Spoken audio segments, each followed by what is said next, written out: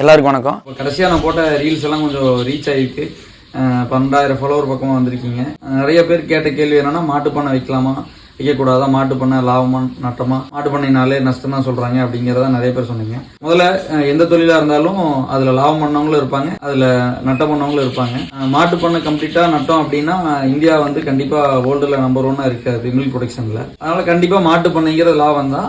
ஆனால் நீங்கள் அது சரியான முறையில் பண்ணணும். காய்கறி வெள்ளாமை பொறுத்த வரைக்கும் நம்மளால விலையை தீர்மானிக்க முடியாது. கிளைமேட் வந்து பெரிய பாதிப்பு கொடுக்கும். ஆனால் கால்நடை பொறுத்த வரைக்கும் நமக்கு ஒரு சரியான ப்ரைஸ் தெரியும்.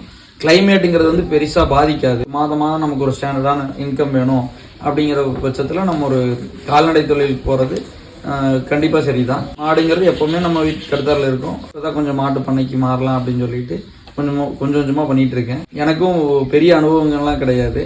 ஆனால் எனக்கு தெரிஞ்ச அனுபவத்தை வச்சு பண்ணும்போது கண்டிப்பாக இதில் லாபமாக தான் இருக்குது. இன்னுமே இதில் லாபம் பண்ணலாம். நம்ம சில